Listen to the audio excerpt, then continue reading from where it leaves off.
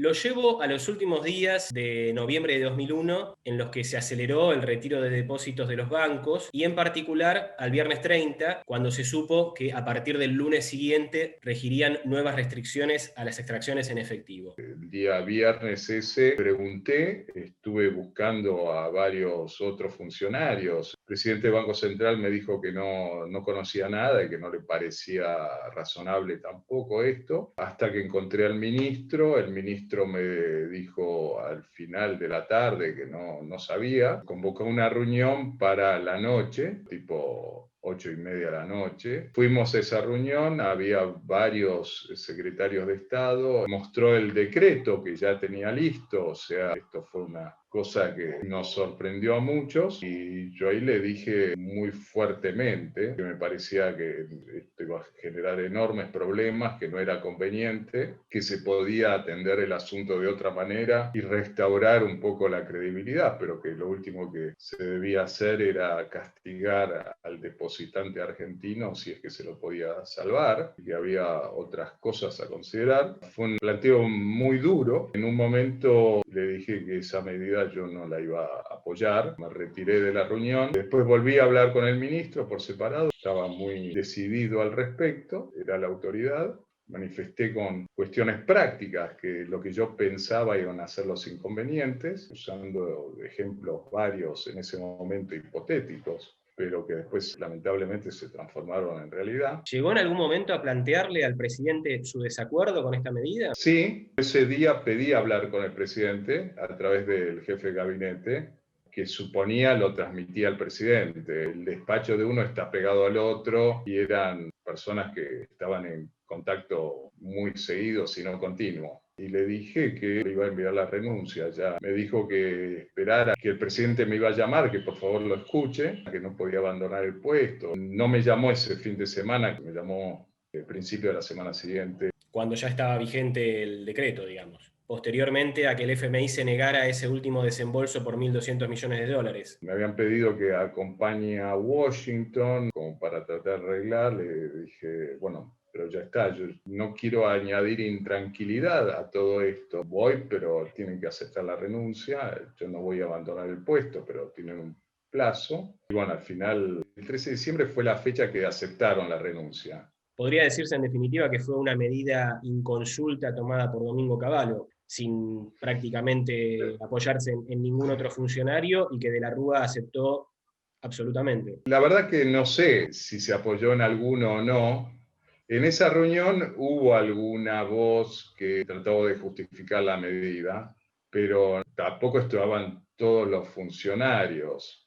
Entonces, el ministro de entonces tenía un poco esta forma de actuar. Eso había generado más de una dificultad, donde la forma de actuar era unipersonal. De hecho, esto no se debatió. ¿Usted preveía que el corralito iba a ser el detonante de la crisis que se desató en esos pocos días, pocas semanas de diciembre? En ese momento, Argentina estaba pasando por una situación difícil, sin duda, de fragilidad enorme, donde cualquier cuestión que sacara de equilibrio podría ser con consecuencias muy graves. Y me parecía que de implementarse algo en esa línea iba a generar muchísimo más problemas de los que se pretendían solucionar. Se buscaba dar tranquilidad, y yo creo que los bancos en su gran mayoría podían ver cómo atender los depósitos, con eso restaurar la confianza y frenar la corrida. Y si había algún banco particular, como podía ser, que no lo podía hacer, eso pasaba por un plan de encuadramiento y regularización de los que el Banco Central maneja de acuerdo a su carta orgánica. Teniendo en cuenta que la convertibilidad estaba prácticamente muerta y el FMI estaba presionando y no habían funcionado de la manera esperable ni el blindaje ni el megacanje, ¿usted hubiera propuesto o hubiera impulsado aunque sea una mínima devaluación?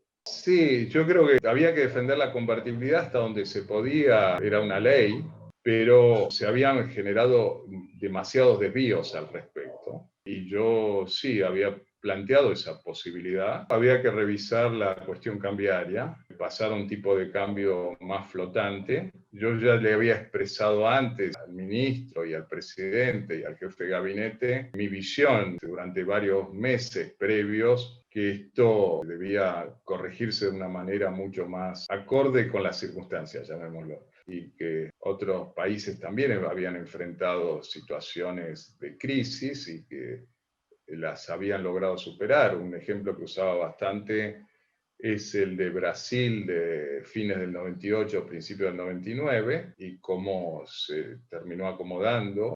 Y que acá habría que pensar cosas parecidas. Más de una vez recibí comentarios de que yo estaba con visiones muy terminantes para la visión de algunos, y después con esto seguí con esta línea quizás bastante más enfático. ¿La dolarización de la que se habló también en esos días era una posibilidad o no era algo que fuera realmente posible? Se hablaba, había varios que la impulsaban, de aquí y de afuera. A mí me parecía que era profundizar el problema en lugar de solucionarlo, y lo expresé. En ese momento solo el 1% de las operaciones eran electrónicas y la enorme mayoría de los comercios en esa época no tenían ni siquiera postnet. Y un poco lo que estaba buscando supuestamente con esta medida Domingo Cavallo era la bancarización, aunque fuera forzada, de la mayor parte de la gente, aunque había una gran parte, como sigue habiéndolo en la Argentina, de economía informal. Yo creo que el uso del sistema de pagos y sus modalidades tienen que responder a cómo la gente lo percibe y lo maneja. Eso es algo que van decidiendo y le van viendo ventajas los usuarios. Hacerlo así por imposición causa fricciones, y muchas veces fricciones innecesarias. Forzar conductas y a su vez darle la percepción que tenía restricciones y que podían ser crecientes, genera por lo menos resistencia importante. Por eso tuvimos los problemas que tuvimos.